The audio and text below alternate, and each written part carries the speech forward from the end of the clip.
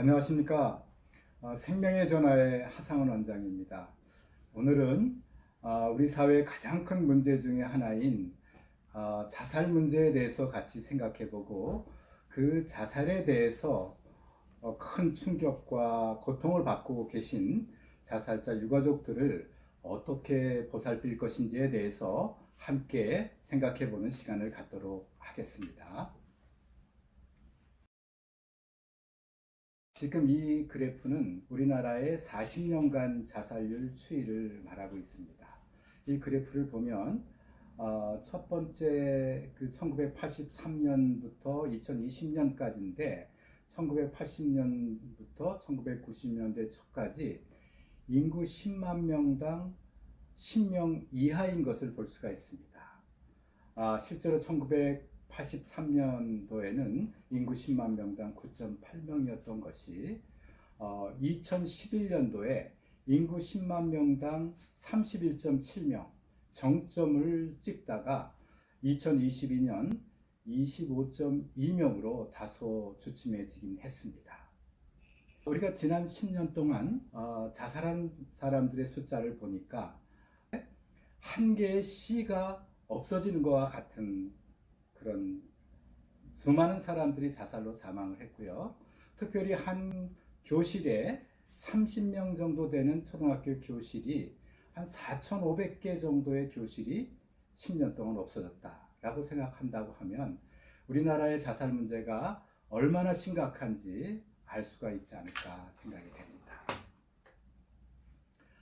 자살은 2022년 한 해 동안 자살자 숫자가 12,906명입니다. 인구 10만 명당 25.2명의 숫자에 해당됩니다.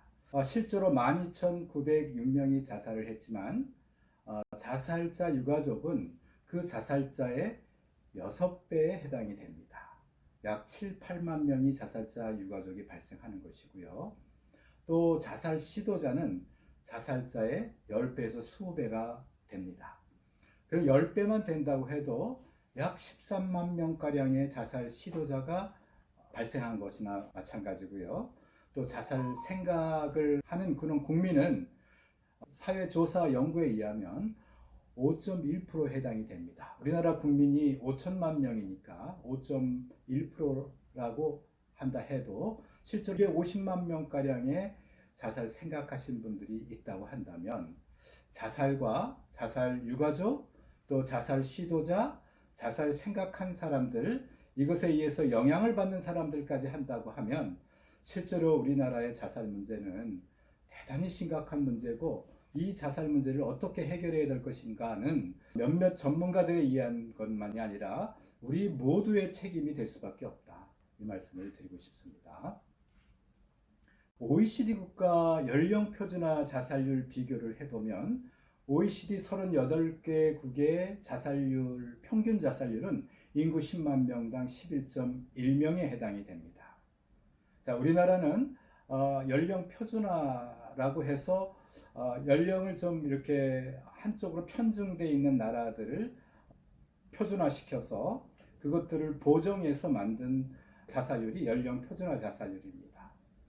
그래서 우리나라는 연령 표준화 자살률이 23.6명, 인구 10만 명당 23.6명인데 OECD 평균 자살률이 11.1명에 비해서 우리나라의 자살률은 2배 이상 되는, OECD 국가 중에서 18년 동안 최상위의 자살률을 유지하고 있는 나라가 바로 우리나라입니다. 우리나라가 자살공화국이라고 하는 이야기를 할 정도로 우리나라의 자살률은 심각하다, 이렇게 볼 수가 있겠죠. 우리가 일반 사망과 자살 사망이 있는데, 일반 사망을 한 사람들의 숫자가 2022년도에 37만 2,800명의 사망자가 발생을 했습니다. 이 중에 자살 사망자는 2022년도에 12,900명이 자살로 사망을 해서 실제로 전체 사망자 중에 자살 사망자가 3.5%에 해당됩니다. 근데 이 숫자는 심장질환, 폐렴, 뇌혈관 질환, 자살, 그래서 전체 자살 사망 원인 중에 자살이 5번째에 해당이 됩니다. 그것뿐만 아니라 10대, 20대, 30대의 사망 원인 중에 1위가 자살입니다. 다른 말로 바꿔서 얘기한다면 10대, 20대, 30대는 자살로 사망할 가능성이 가장 크다, 이렇게 볼 수가 있겠습니다. 자살로 사망할 가능성이 매우 큰 나라가 바로 우리 대한민국이다, 이렇게 이야기할 수가 있겠어요. 그러나 이렇게 자살로 우리가 사망을 하게 되면 그것으로 끝나는 게 아닙니다. 그 자살 이후에 남은 자들의 고통이 이제 출발점에 섰습니다. 자살 이후에 생존자라고도 얘기하고 유가족이라고 하는데, 우리나라에서는 유가족이라고 얘기합니다. 자살 이후에 그냥 모든 것이 끝나는 것이 아니라 유가족이 발생해서 고통이 시작되는 그런 시점이 바로 자살이다, 이렇게 보시면 될 것 같습니다. 여러분, 자살은 끝이 아닙니다. 방금 말씀드린 것처럼 자살을 하게 되면, 한 사람이 자살하게 되면 생존자, 유가족이 발생하는데 그 동료나 공동체에게 큰 영향을 줍니다. 특별히 유명한 사람들의 자살은 다른 사람들에게 자살을 유도하게 만들고, 어떤 분들은 전 국민적인 충격을 받게 만들기도 합니다. 실제로 개인적인 차원에서 한 사람이 자살하게 되면 그 가족들은 큰 고통과 정신적인 충격과 죄책감과 사회적 낙인을 이렇게 받게 됩니다. 이 자살이 끝이 아니죠. 그 자살 이후에 이런 엄청난 일들이 벌어지고 있다라고 하는 것을 우리가 생각해야 된다고 봅니다. 자살은 그래서 결코 개인적 사건이 아닙니다. 그 행위 자체는 개인적 사건인 것처럼 보여요. 본인이 죽으면 모든 것이 끝난다고 생각하기 때문에 본인이 죽으면 끝이다, 이렇게 생각하지만 실제로는 나타나는 결과는 사회적 현상으로 나타납니다. 방금 말씀드렸지만 다른 사람들에게 자살을 유도하게 만듭니다. 어느 공동체에서 한 사람이 자살하면 잇따라서 연속해서 모범 자살이 일어나는 경우를 볼 수가 있고, 유명한 연예인들이 자살하게 되면 그 이후에 많은 사람들이 잇따른 자살이 이어지기 때문에 이 자살은 개인적 사건으로 끝나는 것이 아니라 사회적 사건으로 확대됩니다. 생명경시 풍조를 만연시키고 또 공동체를 불안하게 만들고요. 우리가 사는 세상에 계속 자살 사건이 일어나 보세요. 이게 도대체 세상이 어떻게 될 것인가 라고 하는 그런 불안감이 있지 않습니까? 또 그것뿐만 아니라 자살로 인해서 사회 경제적 비용이 막대하게 들어갑니다. 실제로 많은 학자들이 자살로 인한 사회 경제적 비용을 조사해 보니까 약 4조에서 6조 원 정도의 사회 경제적 비용이 들어간다는 이야기를 한 바가 있습니다.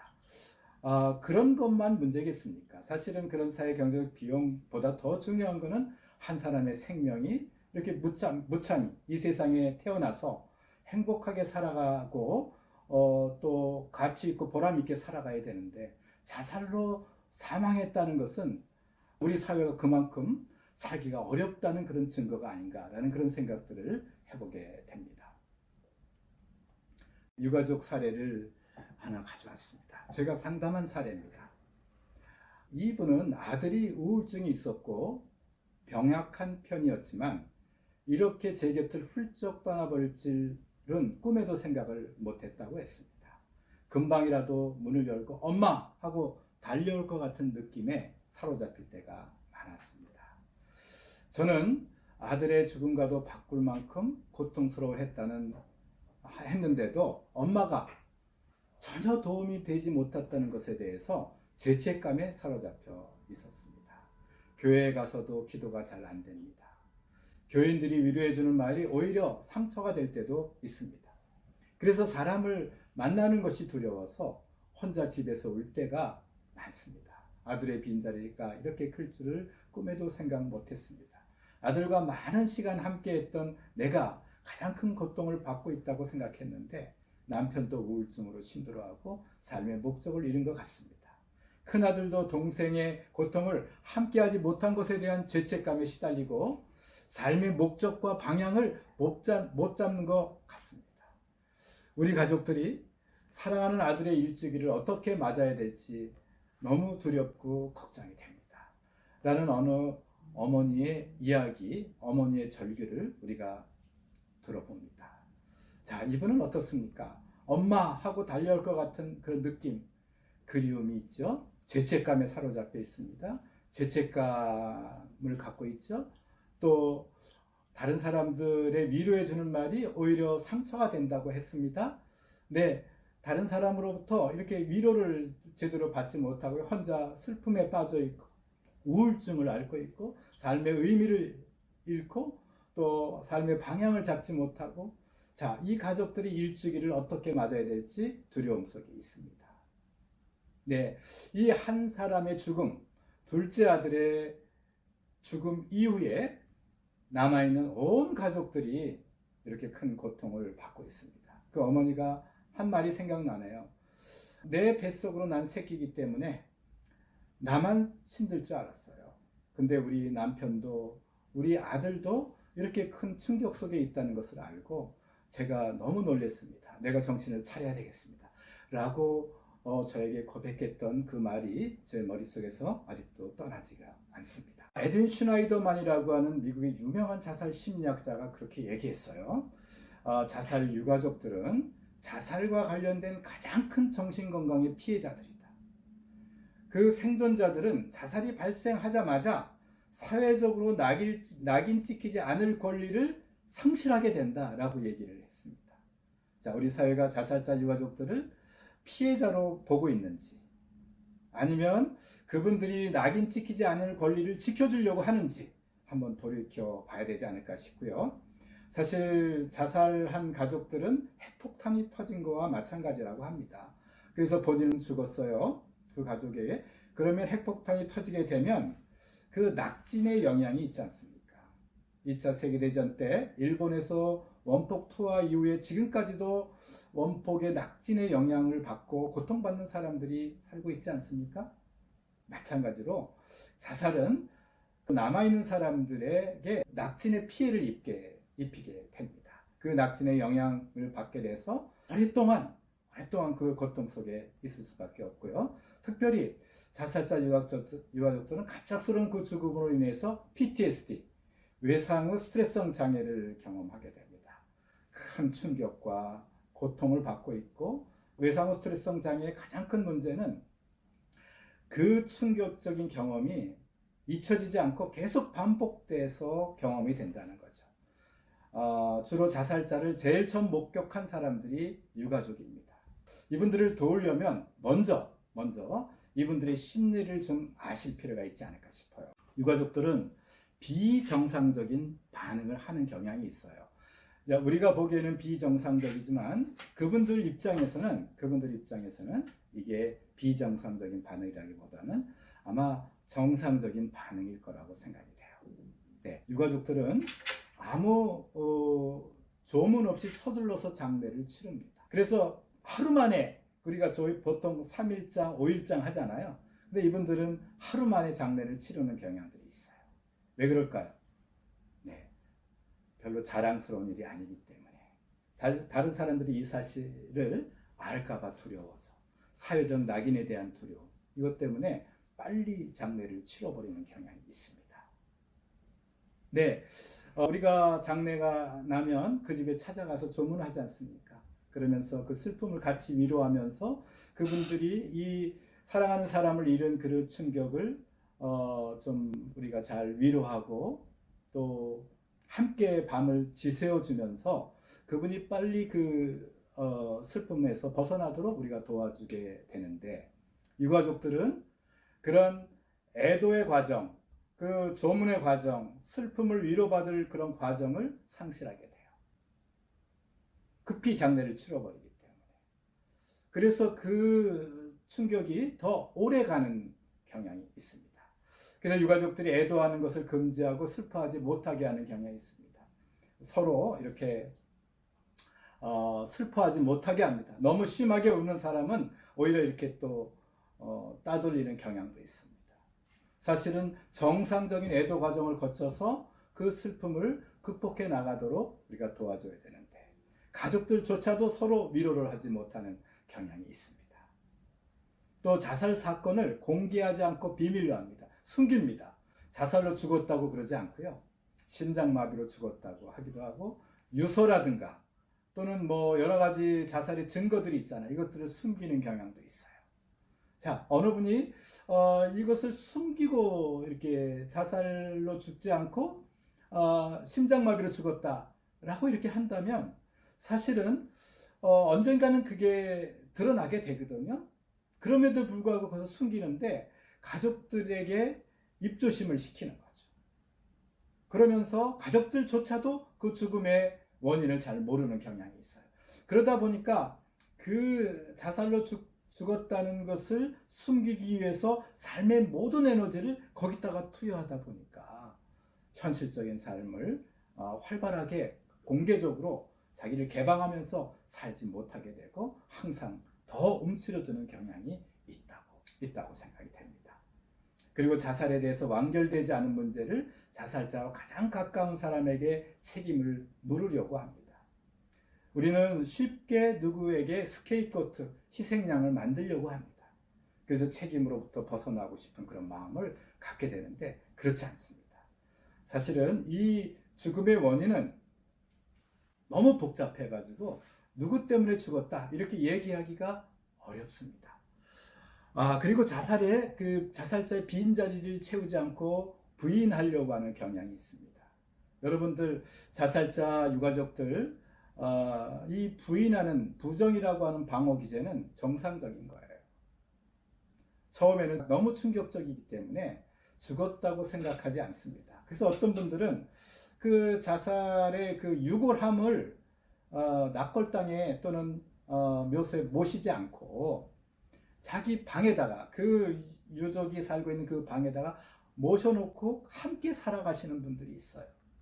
죽음을 인정하지 못하는 거예요. 그 죽음을 인정하게 되면 너무 큰 자기가 그 충격 속에서 살아갈 수 없기 때문에 그 하늘나라를 떠나보내지 못하고 함께 살고 있는 거죠. 죽었지만 함께 살고 있는 거죠.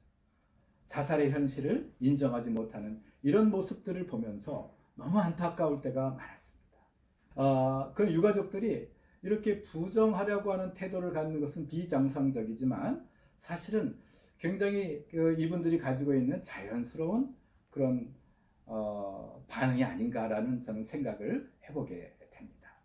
유가족들은 여러 가지 반응들을 하는데 1차적으로 큰 충격을 받죠. 너무 갑작스럽게 받아요. 심리적인 안전 체계가 무너지게 됩니다. 톱니바퀴가 이렇게 있는데 톱니바퀴가 부러지는 거죠. 네, 심리적인 충격을 받고 혼란을 경험합니다. 아까 말씀드린 부인이라고 하는 방어 기제를 갖고 죽지 않았다고 생각하고 내가 그 죽음을 막지 못했다라고 하는 무력감 같은 것을 갖게 되고요. 버려진 느낌. 네. 나를 두고 혼자 가버리고 나 혼자 이 세상에 남겨뒀다라고 하는 건 버려진 느낌도 갖고 또 누구를 비난하거나 책임을 전가하는 스케이프고트를 만들려고 하는 그런 경향도 있고요. 화를 냅니다. 2차적 반응으로는 분노 반응을 갖게 되는데 뭐라고 할까? 이 분노는 사랑하는 사람이 내 곁을 떠났기 때문에 사랑하는 사람에 대한 분노가 있어요. 그래서 죄책감을 갖게 되고 또 수치감, 사회적으로 우리가 자살자의 가족이 됐다는 것에 대한 수치감을 갖게 되기도 하고요. 자살의 이유에 대해서 끊임없이 질문을 합니다. 사회적으로 좀 단절감을 느껴요. 다른 사람들이 오히려 자살자들에게 접근하지 않는 경향이 있어요. 오히려 이렇게 접근해서 산 사람은 살아야 되죠. 응? 시간이 지나가면 모든 문제가 다 해결될 거예요. 이런 얘기를 하지 않습니까? 오히려 더 그게 상처가 된다고 합니다. 다른 사람들도 유가족에게 접근하는 것을 무엇을 말해야 될지 모르기 때문에 꺼려하고 본인도 다른 사람들이 나를 어떻게 생각할 것인가에 대한 그 시선 때문에 다른 사람들에게 접근하는 것을 어려워해서 사실은 단절감을 크게 느낍니다. 그리고 우울증과 자살을 숙고하게 되는 자살 생각을 깊이 하게 되는 그런 반응들이 일어나게 됩니다. 그래서 유가족들은 유가족들에 대한 자살 생각 연구를 보니까 많은 나라에서 연구한 걸 보니까 자살자 유가족들은 자살 생각을 그렇지 않은 사람들에 비해서 훨씬 더 많이 하고 자살의 위험성이 높고 또 실제로 구체적인 자살을 고민한다라고 하는 연구 결과들이 있습니다. 그래서 자살 유가족들은 자살 생각이나 자살 시도나 또 자해나 자살과 이렇게 아주 깊게 연관되어 있습니다. 그래서 우리가 자살 예방에 세 가지 축이 있는데 하나가 자살 예방, 위기 개입, 사후 예방이라고 하는 개념으로 자살 유가족들을 우리가 보살피고 있다 이렇게 보시면 될 것 같습니다. 그래서 이 자살 이후의 유가족들을 어떻게 돌볼 것인가, 어떻게 사후 관리를 할 것인가에 대해서 제가 여기 있는 유인물에 있는 내용들을 읽어가면서 하나하나 말씀을 올리도록 하겠습니다. 자살 유가족들을 동병상련의 마음으로 대했으면 좋겠습니다. 우리가 모든 것을 알고 있다고 말해서는 안 되고 아무 편견 없이 함께 있어주는 것이 좋습니다. 네, 너무 섣부른 위로는 그분들에게 오히려 더 상처가 될 수가 있기 때문에 오히려 말없이 가서 손 한번 잡아주고 안아주고 네, 함께 있어주고 이게 어쩌면 그분들에게 더 큰 위로가 되지 않을까라는 생각들을 해보게 됩니다. 아까도 말씀드렸지만 자살자 유가족들이 갖고 있는 왜라고 하는 왜 죽었을까에 대한 의문을 이해하십시오. 자꾸만 물어봐도 그거를 이해의 눈으로 바라봐 주셨으면 좋겠습니다. 왜냐하면 그분들도 왜라고 질문하는 것은 자신의 삶의 이유를 찾고 싶은 마음에서 자꾸만 왜라고 질문하는 것이다 이렇게 생각하시고 계속 받아주셨으면 좋을 것 같고요. 자살자 유가족들이 어떠한 감정적 경험을 하게 되는지 좀 설명을 해 주십시오. 방금 전에 제가 말씀드린 그런 반응들, 그분들의 그런 죄책감이라든가 수치감이라든가 우울증이라든가 뭐 이런 것들이 있잖아요. 이런 반응들을 겪게 되는 것이 너무나 당연한 것입니다. 스스로를 자학하지 않게 하고요. 충분한 휴식을 갖게 하고요. 될 수 있으면 혼자 있지 않게 하고 일상적인 업무로 돌아갈 수 있게 하면서 그 회복을 하게 하는 것이 더 유리하다 이렇게 이야기를 하고 있습니다. 종교적 위안은 아주 중요합니다. 네, 그래서 우리 자살 유가족들은 종교적인 위안을 받을 수 있도록 모든 종교가 함께 참여해 주셨으면 참 좋을 것 같습니다. 사실 종교는 생명 존중, 자살을 예방해야 될 어떤 책무가 있는 것이 우리 종교의 근본적인 목적이 아닌가라고 생각이 됩니다. 그분들을 끌어안고 보듬고 그분들에게 종교적인 신앙 안에서 위안을 주는 것이 사실은 사후 관리에서 굉장히 중요하다고 저는 생각해서 모든 종교가 우리 유가족들 매년 8만 명, 10년 동안 우리 사회에서 발생한 유가족들이 한 80만 명 정도가 됩니다. 그런 유가족들을 우리가 어떻게 보살필 것인가에 대한 것을 우리 종교가 같이 머리를 맞대고 함께 보듬어 줄 수 있는 그런 방안들을 찾았으면 좋겠습니다. 또 자살의 여파, 자살의 충격은 쉽게 사라지지 않고 장기간 노력이 필요하기 때문에 아까 말씀드린 여러 그 치료적인 도움뿐만 아니라 유가족 자조 모임이라든가 또 유가족 도움 센터 뭐 이런 데서 유가족 사업이 전개됐으면 좋겠습니다. 네. 그래서 우리가 유가족이 아닌 사람이 이제 접근하게 되면 자꾸만 어떤 우리가 가지고 있는 어떤 선입견을 가지고 이렇게 바라보는 시각이 있을 수가 있기 때문에 유가족들이 유가족을 도울 수 있는 그런 시스템을 만들어 나가는 게 중요하다라고 생각하고요.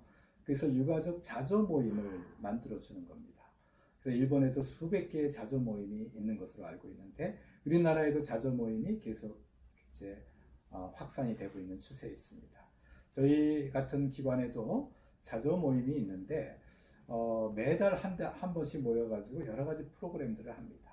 뭐 힐링 캠프도 하고 와서 또 드로잉이라고 하는 프로그램도 하고 글쓰기도 하고 또 그림 그리면서 전시회도 하고 이러면서 스스로 자신의 마음들을 그런 여러 가지 문화적인 방법으로 자기의 마음을 표현하면서 회복하는 이제 그런 것을 볼 수가 있는데 유가족들이 그렇게 같이 이렇게 합니다. 또 유가족 종합지원센터가 있어서 유가족이 발생하면 그분들이 여기 한번 여기 찾아오면 그분들이 갖고 있는 여러 가지 문제들이 많아요. 그런 심리적인 문제, 신체적인 문제, 또 그 앞으로 법률적인 그런 문제, 뭐 다양한 문제들이 있기 때문에 일단 여기 딱 들어오게 되면 다양한 문제를 도움을 받을 수 있는 유가족 종합지원센터가 설립돼서 운영이 됐으면 좋겠습니다. 그리고 저희 기관이 유일하게 민간에서 운영하는 유가족 쉼터를 운영하고 있는데, 이런 쉼터를 지난 1년 동안 한 500여 명의 유가족들이 왔다 갔더라고요. 이런 걸 보면서 야, 이게 참 유가족 쉼터가 필요하겠구나. 그래서 전국적으로 유가족 쉼터가 많이 생겨서 유가족들이 안전하게 자기의 속마음을 털어놓을 수 있는 공간이 필요하다, 이렇게 생각이 되고요. 또 언론과 종교계에서 유가족에 대한 인식 개선에 앞장섰으면 좋겠습니다. 유가족들은 어떻게 보면 피해자들이다라고 하는 시각으로 봐야 됩니다. 네, 그분들이 사회적으로 낙인을 찍혀서는 안 되는 분들이에요. 왜냐하면 피해자들이기 때문에. 이 피해자들을 우리 사회가 보듬고 나가야 된다라고 하는 그런 캠페인이 대대적으로 일어났으면 좋겠고요. 또 유가족 지원과 사후 예방에 대한 연구 같은 것들이 계속 있었으면 좋겠고요. 또 유가족 지원에 관한 전문 인력들을 양성하는데, 저희 기관에서 유가족들을 생명의 전화 상담원 교육을 받게 했습니다. 그래서 모든 교육은 유가족들은 무료로 이렇게 교육을 받게 해서 이분들이 동료 유가족들을 돕는 전문 인력이 되셨어요. 이 상당히 수준 높은 그런 상담을 해주시는 그런 분들이 있는데, 네, 그런 인력들이 더 많이 양성돼야 되지 않을까라고 생각이 되고요. 유가족 지원에 관한 법적, 제도적 보완이 있었으면 좋겠습니다. 네, 그리고 유가족들을 돕기 위해서는 정부가 이것을 모든 것을 다 껴안고 가기보다는 민간 단체 중에서 유가족 지원 단체들이 있고요. 또 종교계가 있습니다. 이런 데와 같이 민관 협력으로 우리 유가족들을 돕는 그런 체제가 갖춰질 수 있었으면 좋겠다라는 생각이 듭니다.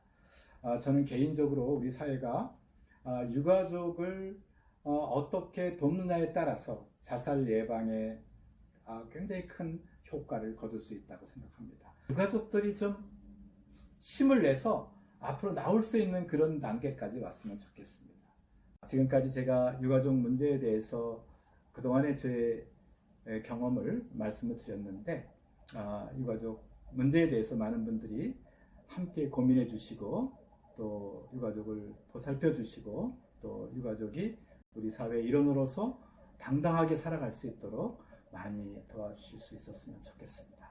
경청해 주셔서 고맙습니다.